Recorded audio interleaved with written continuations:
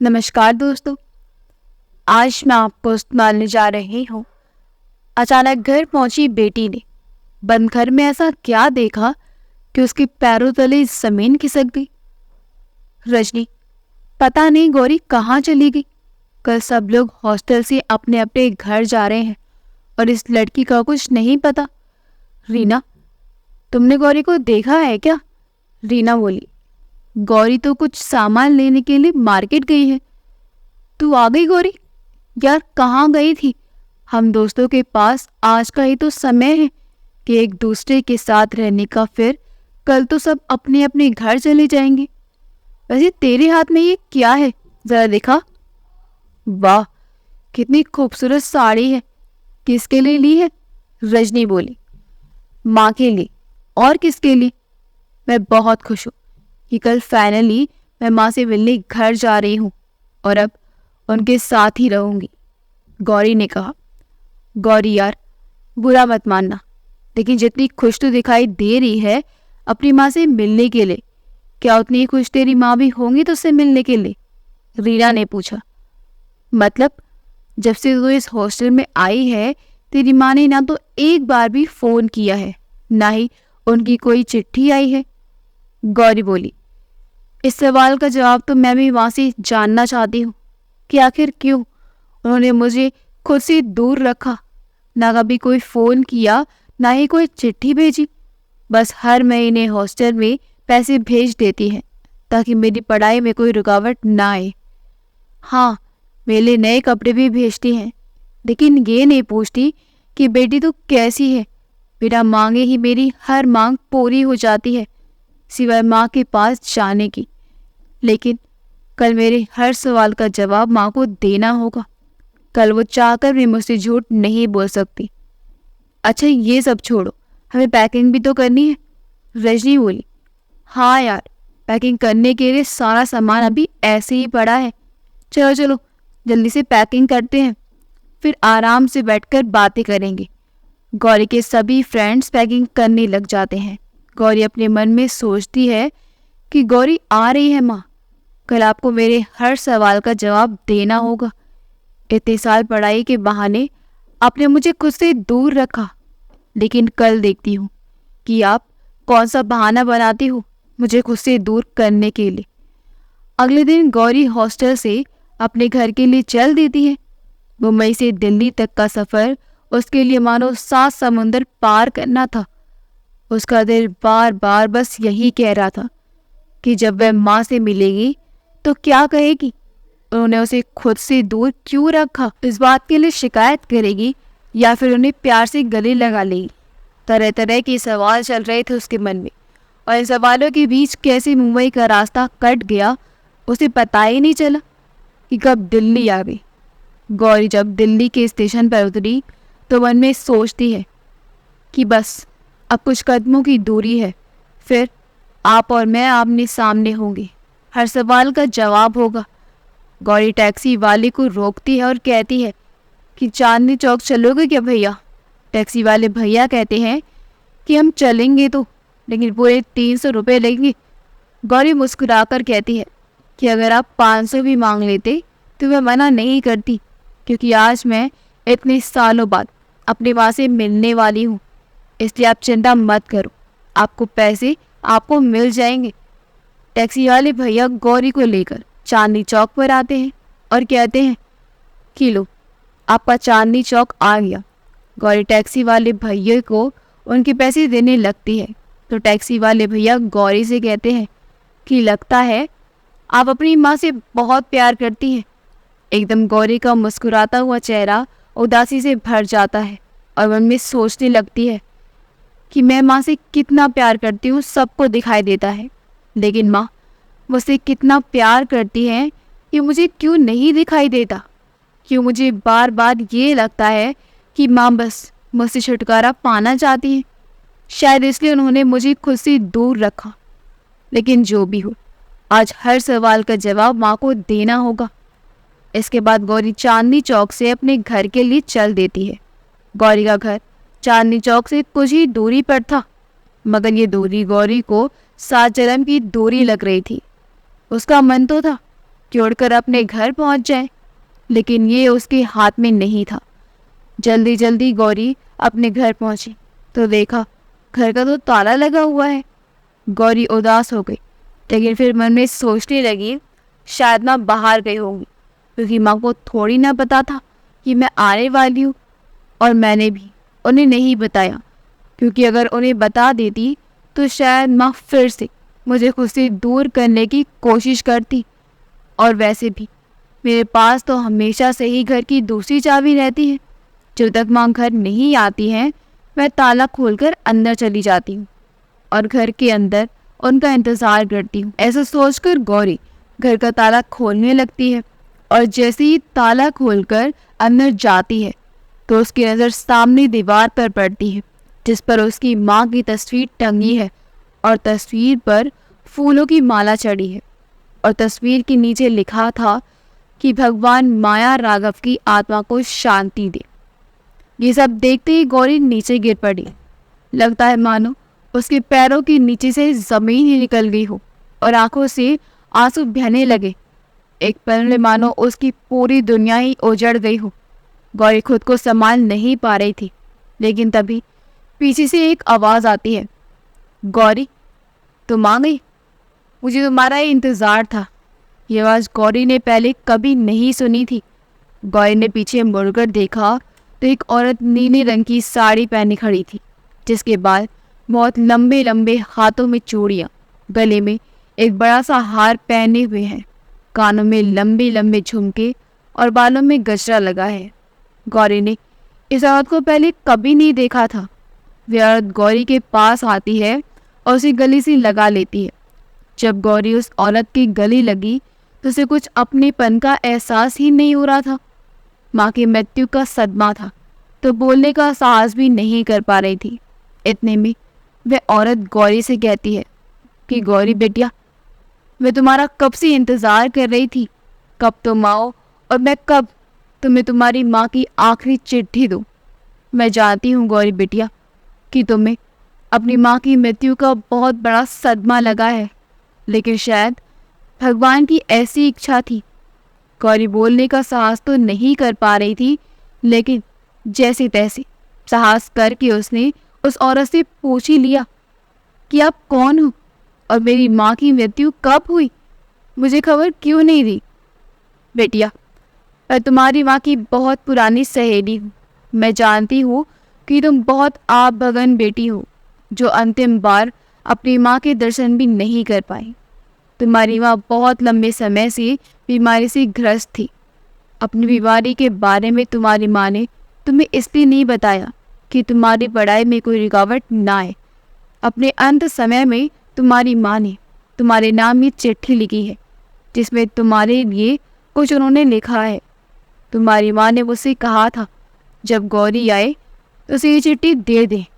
आज तुम्हें ये चिट्ठी देकर मेरा काम पूरा हो गया है और अब मैं वापस अपने घर जाना चाहती हूँ। इसके बाद वह घर के निकल जाती है। गौरी चिट्ठी लेकर रोने लगती है। उसकी इतनी हिम्मत नहीं होती एक बार चिट्ठी खोलकर पढ़ ले कि उसमें लिखा क्या है। बस अपनी माँ की तस्वीर से यही कह रही थी, माँ, आपने मुझे फिर से खुद से दूर कर दिया। मैंने सोचा था कि इस बार ना मैं खुद आपसे दूर हो जाऊंगी, ना आपको दूर जाने दूंगी, लेकिन आपने तो खुद से बातें करने का वक्त भी नहीं दिया मुझे। क्यों आपने मुझे फिर से अकेला छोड़ दिया माँ। इतने में गौरी के फ़ोन की घंटी बजती है। उसकी बचपन की दोस्त दिशा का फ़ोन होता है। दिशा, हेलो गौरी, पता चला है कि तू वापस घर आ गई है। मैं भी तुझसे मिलने के लिए आ रही हूँ। तेरे जाने के बाद मैं भी लंदन चली गई थी, लेकिन मैं अब लंदन से वापस आ गई हूँ और तेरे पास आ रही हूँ। क्या हुआ गौरी, तू रो क्यों रही है। गौरी बोली, दिशा, माँ। दिशा, क्या हुआ माँ को, माँ ठीक तो है ना। गौरी बोली, माँ भी इस दुनिया में नहीं रही। दिशा, क्या, ये सब कब हुआ गौरी, मुझे नहीं पता। जब मैं यहाँ आई थी तो पता चला कि माँ को मरे हुए तो बहुत दिन हो गए हैं। अब मेरा इस दुनिया में कोई नहीं है दिशा। दिशा, गौरी, पहले तू रोना बंद कर और तू चिंता मत कर, मैं बस कुछ ही देर में तेरे पास आ रही हूँ, तब तक तो खुद को संभाल। कुछ ही देर में दिशा गौरी के पास आ जाती है। गौरी दिशा के गले लगकर खूब रोती है। दिशा बोली, गौरी ये तेरे हाथ में क्या है? गौरी बोली, माँ की आखिरी चिट्ठी जो उन्होंने मेरे लिए लिखी थी। दिशा, तूने अभी तक चिट्ठी पढ़ी नहीं है क्या? गौरी, मेरी हिम्मत नहीं हो रही है इस चिट्ठी को पढ़ने की। दिशा, गौरी हिम्मत तो करनी पड़ेगी ना, एक बार देख तो सही कि आखिर माँ ने तेरे लिए क्या लिखा है। हो सकता है तेरे सवालों का जवाब इस चिट्ठी में हो। गौरी जैसी जैसे हिम्मत करके कांपते हुए हाथों से चिट्ठी पढ़ने की कोशिश करने लगती है। चिट्ठी में लिखा होता है, मेरी प्यारी गौरी, मैं जानती हूँ कि तुम मुझसे बहुत नाराज़ है। आखिर तुझे बचपन से खुद से अलग जो रखा है मैंने, पर मैं क्या करती गौरी, मेरी कुछ मजबूरियाँ थी, कुछ ऐसी राज थे कि मैं तुझे बता नहीं सकती थी। तेरे मन में बहुत सवाल उठ रहे होंगे और तेरे उन सवालों का जवाब मैं देना चाहती थी, लेकिन उन जवाबों को जानने के लिए गौरी तू बहुत छोटी थी और उन जवाबों का असर तेरे पर क्या पड़ता मैं सोच भी नहीं सकती थी।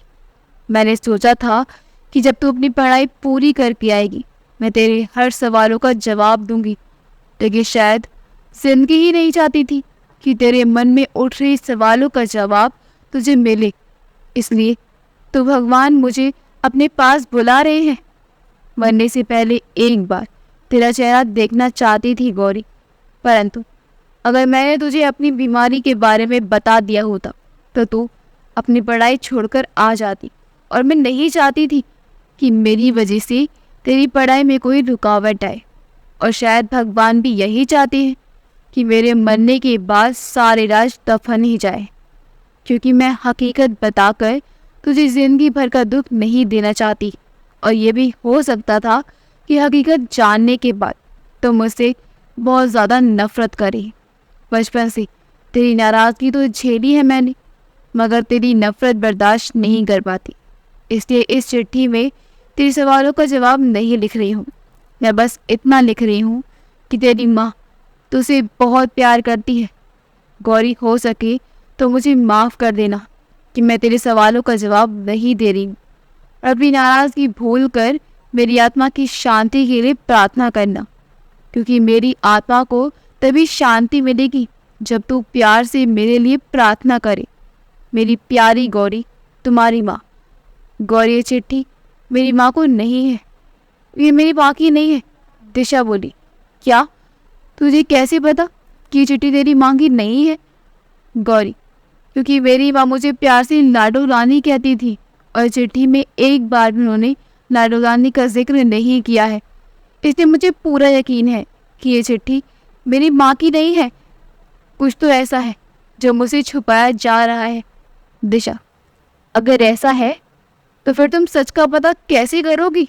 गौरी बोली, हम पड़ोस में पूछ सकते हैं, उन्हें तो कुछ पता होगा माँ के बारे में और उस औरत के बारे में भी जो ये चिट्ठी लेकर आई थी। गौरी और दिशा पड़ोस में पता करने के लिए जाते हैं और अपने घर के सामने वाले घर का दरवाज़ा खटखटाते हैं। उस घर में से एक औरत आती है और कहती है, जी आप दोनों कौन? गौरी बोली, नमस्ते आंटी, मैं गौरी हूँ। औरत बोली, अरे गौरी बेटिया, तुम कैसी हो? बड़ा दुख हुआ था ये जानकर कि तुम्हारी माँ की मृत्यु हो चुकी है। गौरी अचंभित होते हुए बोली, हो चुकी है? मतलब मेरी माँ की मृत्यु तो आपके सामने हुई थी ना आंटी? औरत बोली, मेरे सामने नहीं बेटिया, तुम्हारी माँ की मृत्यु मेरे सामने नहीं हुई थी। यहाँ तक कि तुम्हारी माँ की मृत्यु तुम्हारे घर में भी नहीं हुई थी। हमें तो पता भी नहीं है कि कब तुम्हारी माँ की मृत्यु हो गई। कुछ महीनों पहले एक औरत आई थी, उसने हमें बताया कि तुम्हारी माँ की मृत्यु हो चुकी है। हमने तो तुम्हारी माँ को आखिरी बार देखा भी नहीं था। गौरी बोली, ज़रूर वह वही औरत होगी जो मैं चिट्ठी देकर गई है। आंटी, क्या इससे पहले भी वह औरत माँ से मिलने आती थी क्या? औरत बोली, हाँ, अक्सर वह औरत तुम्हारी माँ को तुम्हारे घर पर छोड़ने आती थी। गौरी बोली, छोड़ने आती थी मतलब? औरत बोली, बेटिया तुम्हारी माँ कभी भी घर पर नहीं रहती थी, महीने में 1-2 बार आ जाती थी। मैंने कई बार तुम्हारी माँ से पूछा भी तो उन्होंने कह दिया कि वह किसी काम से बाहर रहती है, पर काम क्या है ये नहीं बताया। गौरी बोली, आंटी आपको कुछ तो याद होगा, कभी तो उन्होंने कहा होगा कि कहाँ जाती है और कहाँ से आती है, कुछ तो याद होगा आपको। औरत बोली, मैंने एक बार उन दोनों को कहते हुए सुना था कि कोलकाता की ट्रेन आज लेट है, हो सकता है तुम्हारी माँ और वह औरत कोलकाता जाती हो। धन्यवाद आंटी, आपको नहीं पता कि आपने मेरी कितनी मदद की है। मेरे सारे सवालों का जवाब अब कोलकाता में ही मिलेंगे, गौरी ने कहा। दिशा बोली, इसका मतलब हम कोलकाता जाएंगे, पर कोलकाता में हम उन औरत को कहाँ तलाश करेंगे, क्योंकि हमारे पास उस औरत की कोई तस्वीर भी तो नहीं है। गौरी बोली, नहीं है तो हम तस्वीर बना लेंगे ना। वह औरत कैसी दिखती है मुझे सब कुछ याद है, बस तुझे उसकी तस्वीर बनानी है। आखिर तेरी ड्राइंग किस काम आएगी। इसके बाद दिशा उस औरत की तस्वीर बना देती है और दोनों कोलकाता पहुंच जाती है। कोलकाता में हर जगह उस औरत की दोनों तलाश करती है, लेकिन कहीं से भी कुछ पता नहीं चलता। लेकिन फिर गौरी एक सब्जी वाले से उस औरत के बारे में पूछती है। गौरी बोली, सब्जी वाले भैया, क्या इस औरत को आपने देखा है यहाँ कहीं। सब्जी वाले भैया, तस्वीर देखने से लगता है और कहते हैं कि ये औरत तो ताराबाई है। गौरी बोली, ताराबाई? कौन ताराबाई? क्या आप मुझे इसका पता बता सकते हैं। सब्जी वाले भैया, देखने में तो दोनों अच्छे घर की लगती हो, फिर इतनी बदनाम जगह क्यों जाना चाहती हो। कहे तुम दोनों भी तो वही सब काम नहीं करती हो ना। गौरी बोली, बदनाम जगह है? ये कौन सी जगह है सब्जी वाले भैया। देवदासी गली। और हाँ, अगर तुम दोनों को वहाँ जाना है तो आगे से सीधे चले जाना, वहीं पर लिखा होगा देवदासी गली। दिशा बोली, अब क्या करे गौरी। गौरी बोली, करना क्या है, देवदासी गली में चलना है और सारा सच जानना है। गौरी और दिशा देवदासी गली के लिए चल जाती हैं। गौरी के सामने कुछ ऐसा आने वाला था जो उसकी होश उड़ाकर रख देगा। गौरी दिशा देवदासी गली में अंदर चली जाती है। दिशा बोली, गौरी हम ऐसे अंदर नहीं जा सकते, तू गली को देख रही है ना कि किस तरह की गली है ये। गौरी बोली, अच्छा ठीक है, तू डर मत, हम पीछे से कोई रास्ता देखते हैं अंदर जाने का। गौरी और दिशा पीछे से कोई रास्ता देखने लगती है ताकि अंदर जा सके और उन्हें कोई देख ना सके। तभी उन्हें देवदासी गली में एक हवेली के पीछे से दरवाज़ा दिखाई देता है और उन्हें भी उसी हवेली में जाना था, क्योंकि उस हवेली का नाम था देवदासी हवेली था। गौरी बोली, दिशा ये रहा पीछे से दरवाज़ा, हम यहाँ से अंदर जा सकते हैं। गौरी और दिशा पीछे वाले दरवाजे से देवदासी हवेली के अंदर चली जाती हैं। देवदासी हवेली के अंदर औरतें पैरों में घुंघरू बांधकर नाच रही थीं। चारों तरफ आदमी बैठे थे जो काफ़ी नशे में थे। एक हाथ में दारू की बोतल और दूसरे हाथ से औरतों पर पैसे लुटा रहे थे। तो कोई आदमी किसी औरत का हाथ पकड़कर उसे कहीं कमरे में ले जा रहा था और दरवाज़ा बंद कर लेते थे। तभी दो औरत बालों में गजरा लगाकर, पैरों में घुंघरू बांधकर आदमियों से भरी महफिल में नाचने के लिए आ रही होती है।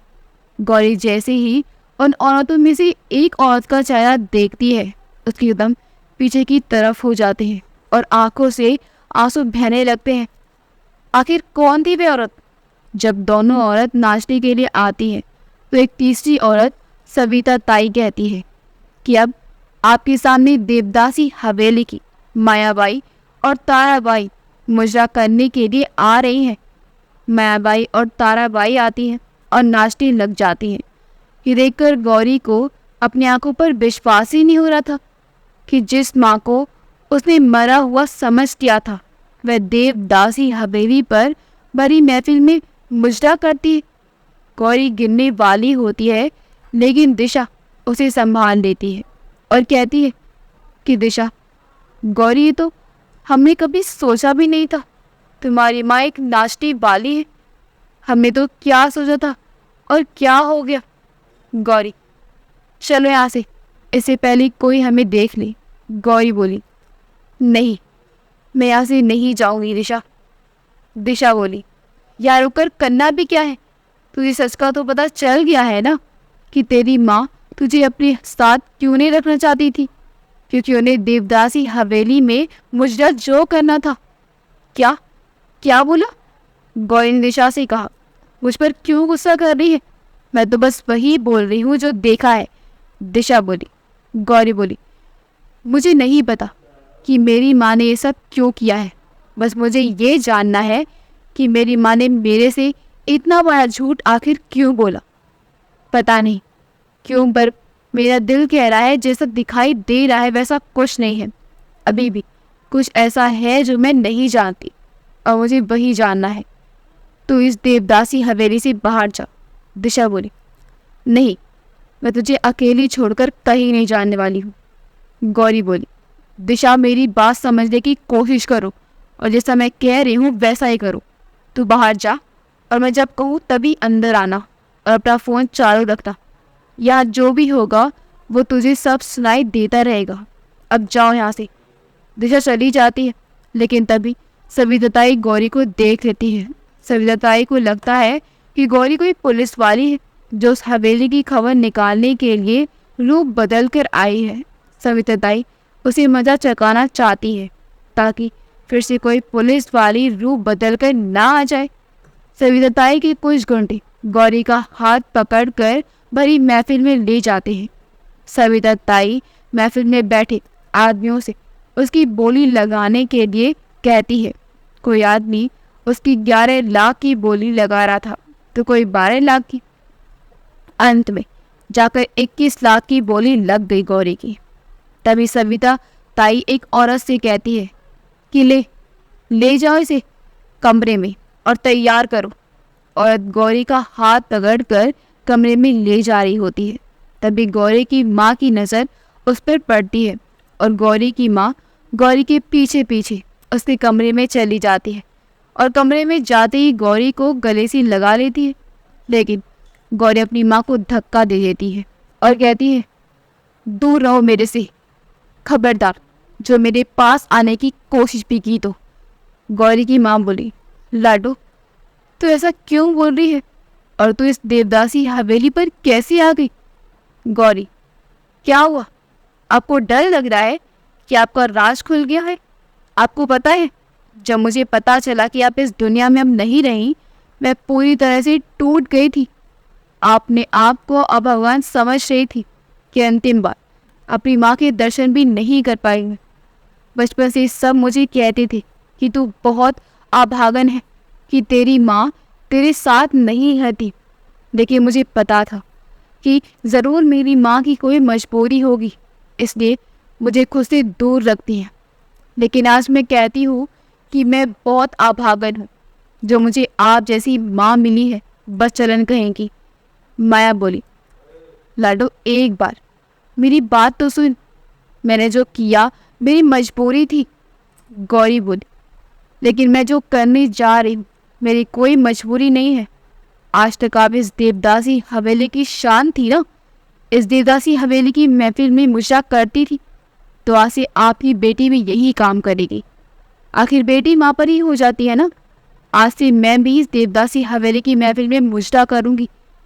इतना सुनते ही गौरी की माँ को गुस्सा जाता है और गौरी को एक जोरदार तमाचा जड़ देती है। गौरी की माँ माया बोली, क्या इस दिन के लिए ही मैं तुझे इतना पढ़ाया लिखाया था कि तू इस महफिल में मुजरा करे? तुझे क्या लगता है कि मैं ये काम करना अपनी मर्जी से करती हूँ? नहीं लाडो, मैं इस देवदासी की हवेली में मुजरा करती हूँ तो बस तेरे लिए। तू ही मेरी मजबूरी है। तू अपनी ज़िंदगी अपने तरीके से जी सके, समाज में जैसे और लोग रहते हैं शरीफों की तरह रह सके, समाज में मान सम्मान के साथ अपनी ज़िंदगी गुजार सके। इसलिए मैं इस देवदासी की हवेली में मुजरा करती हूँ लाडो। तुझे बचपन से सच जानना था, आज मैं तुझे सारा सच बताती हूँ। माया बोली, ये बात उन दिनों की है जब तू पैदा हुई थी। गौरी, तेरे पिताजी को बेटा चाहिए था लेकिन तू हो गई। उन्हें एक बेटी का बोझ नहीं चाहिए था, इसलिए उन्होंने मुझसे तुझसे मारने के लिए कहा। आखिर कैसे मार देती तुझे? 9 महीने अपने पेट में रखा था। तेरा रिश्ता तेरे पिताजी से बाद में जुड़ा, मुझसे तो 9 महीने पहले ही जुड़ गया था ना। मैंने जब तेरे पिताजी की बात मानने से इनकार कर दिया तो उन्होंने मुझे सविता ताई की इस देवदासी हवेली पर भेज दिया। इस देवदासी हवेली पर जिस औरत की बेटी होती है, बड़ी होकर वही काम करती है जो उसकी माँ करती है, मुजरा करने का। मैं इस देवदासी हवेली पर मुजरा तो नहीं करना चाहती थी, लेकिन मैंने सविता ताई के सामने एक शर्त रखी कि मैं इस महफिल में मुजरा तभी करूँगी जब मेरी बेटी गौरी को यहाँ से कहीं दूर ऐसी जगह रहने देंगे जहाँ सिर्फ शरीर लोग रहते हैं। मेरी बेटी कभी भी इस महफिल में मुजरा नहीं करेगी। उस वक्त मैं खूबसूरत बहुत थी और सविता ताई को ऐसे ही खूबसूरत औरत की तलाश थी, इसलिए उन्होंने मेरी शर्त मान ली और तुझे यहाँ से कहीं दूर भेज दिया। लेकिन गौरी, मेरा यकीन कर, मैं इस महफिल में मुजरा ज़रूर करती हूँ, लेकिन कभी किसी आदमी को अपने से हाथ तक नहीं लगाने दिया। तेरी माँ आज भी पवित्र है। गौरी बोली। लेकिन आपने अपने मरने का झूठा नाटक क्यों किया? गौरी की माँ माया बोली। क्योंकि तेरे आने से पहले मुझे पता चला कि सविता ताई तुझे भी इस हवेली पर लाना चाहती है ताकि तू इस महफिल में मुजरा करे और उनकी कमाई हो सके। इसलिए मैंने सोचा कि अगर मैं मरने का नाटक करती हूँ तो तू यहाँ से कहीं दूर चली जाएगी, शायद अपने दोस्तों के पास चली जाए, और मैं सविता ताई को तेरे बारे में कभी भी कुछ पता नहीं चलने दूंगी। तुझे बचाने के लिए मैंने सविता ताई से भी झूठ बोला। उनसे कहा था कि तू हॉस्टल से भाग गई है, कहाँ गई कुछ नहीं पता, और उन्हें मेरी बात का विश्वास भी कर लिया। इस काम में तारा दीदी ने मेरा साथ दिया। तारा दीदी ही है जो हमेशा से मेरा साथ देती रही हैं। किसी को शक ना हो इसलिए मैंने उनसे कहा था कि तारा दीदी घर जाए और जब तू वापस आए तो तुझसे कहे कि मैं मर चुकी हूँ और मेरी तरफ से तेरे लिए एक चिट्ठी भी लिख दे। गौरी, यही तो आपने गलती कर दी। चिट्ठी लिखकर आपकी फ़ोटो पर हाथ चढ़ा हुआ देखकर तो मुझे विश्वास हो ही गया था कि आप अब इस दुनिया में नहीं रही हो, लेकिन उस चिट्ठी ने ही सारा राज खोल दिया। गौरी की माया बोली। मतलब कहना क्या चाहती है लाडो? गौरी बोली। माँ, आपको पता है आप बचपन से मुझे सिर्फ लाडो कहकर बुलाती हूँ, लेकिन चिट्ठी में कहीं भी ये नहीं लिखा था। चिट्ठी में हर जगह मेरा नाम गौरी लिखा था, लाडो नहीं। तभी मैं समझ गई थी कि कुछ तो ऐसा है जो मुझे नहीं पता। आपको ढूंढते ढूंढते यहाँ तक आ गई। आपका और मेरा रिश्ता इतना कमज़ोर नहीं है जो इतनी आसानी से टूट जाएगा। मैंने जब आपको इस महफिल में मुजरा करते हुए देखा था तो मैं समझ गई थी कि आपकी ज़रूर कुछ मजबूरी है, और मुझे पता था अगर मैं आपसे अंदर आकर पूछूं तो आप मुझे नहीं बताने वाली। इसलिए मैंने जानबूझकर सविता बाई के सामने आई, क्योंकि मुझे पता था आप मुझे किसी भी मुसीबत में नहीं देख सकती। मैं आपको बुरा भला क्यों ना कहूँ, आप सब बर्दाश्त कर लेती, लेकिन मैं खुद को कुछ बुरा भला कहूँ ये आपसे बर्दाश्त नहीं होता। इसलिए मैंने कहा कि आज से मैं भी आपके जैसे इस महफिल में मुजरा करूँगी, और देखो आपने सब सच सच बोल दिया। गौरी की माँ माया बोली। क्यों किया? तुझे पता नहीं है ये लोग कितने खतरनाक हैं। तू चली जा यहाँ से, जा। अगर सविता ताई को तेरे बारे में पता चल गया तो तुझे इस देवदासी हवेली से कभी नहीं जाने देंगी। गौरी, मैं यहाँ से जाऊँगी, लेकिन आपको साथ लेकर, और सिर्फ आपको ही नहीं, ताकि हर औरत आज यहाँ के पिंजरे से आज़ाद हो जाएगी। गौरी की माँ माया बोली। मतलब कहना क्या चाहती है तू? गौरी बोली। कहना नहीं, करना चाहती हूँ। बस 2 मिनट, और 2 मिनट में सविता ताई और उसके गुंडों की बैंड बजने वाली है। 2 मिनट बाद देवदासी हवेली पर पुलिस आ जाती है, जिसे दिशा देखकर लेकर आती है। पुलिस वाले सविता ताई और उसकी गुंडे को गिरफ्तार करके ले जाती हैं और देवदासी हवेली की सारी औरतें आज़ाद हो जाती हैं। गौरी सारी औरतों से कहती है कि गौरी, आज से आप सभी आज़ाद हैं, अपनी मर्जी की मालकिन हैं। आप किसी न किसी मजबूरी में इस देवदासी हवेली पर मुजरा करती थी, इनके जुल्मों का शिकार होती थी, लेकिन आज आप सब वही करेंगे जो आप चाहती हैं। सभी औरतें गौरी और उसकी माँ का धन्यवाद करती हैं। तारा माया से कहती है कि तारा माया, आज तुम्हारी बेटी की वजह से हम सब यहाँ से आज़ाद हो पाए हैं। हमारा तो बाहर की दुनिया से नाता ही टूट गया था, बस इस देवदासी हवेली में ही कैद होकर रह गए थे, लेकिन आज तुम्हारी बेटी ने फिर से हमारा रिश्ता बाहर ही दुनिया में जोड़ दिया। तुम्हारी बेटी ने हमें फिर से ज़िंदगी जीने का मौका दे दिया। अगर बेटी हो तो तुम्हारे जैसी। गौरी बोली, हाँ ये तो बात है, आखिर बेटी किसकी है? गौरी की माँ माया बोली, मुझे माफ़ कर दे, मैंने तुझे सच छुपाया, लेकिन फिर भी मेरे दिल की बात समझ गई। गौरी बोली, इसलिए क्योंकि आपका और मेरा रिश्ता दिल से जुड़ा है। चाहे हम दोनों एक दूसरे से कुछ ना कहें, बिना कहे ही एक दूसरे की दिल की बात समझ लेते हैं। और अब बहुत हुआ, अब मैं आपसे कभी भी दूर नहीं जाने वाली। गौरी की माँ माया बोली, और मैं भी तुझे कभी अपने से दूर नहीं जाने दूंगी। गौरी, लव यू माँ। गौरी की माँ माया बोली, आई लव यू टू लाडो। इस तरह गौरी ने न सिर्फ अपनी माँ को बल्कि देवदासी हवेली की सारी औरतों को वहाँ से आज़ाद करा दिया। और अब गौरी और उसकी माँ माया साथ में रहती हैं। गौरी ने एक महिला आश्रम खोल लिया है, जिसमें बेसहारा औरतें को सहारा दिया जाता है, और इस महिला आश्रम को गौरी का माँ चलाती है, और दोनों अब खुशी खुशी एक साथ रहती हैं। अगर आपको हमारी कहानी अच्छी लगी हो तो हमारे वीडियो को लाइक करें, शेयर करें और हमारे चैनल योगी वर्स को सब्सक्राइब कर दें। मिलते हैं अगली वीडियो में। आपका बहुत बहुत धन्यवाद।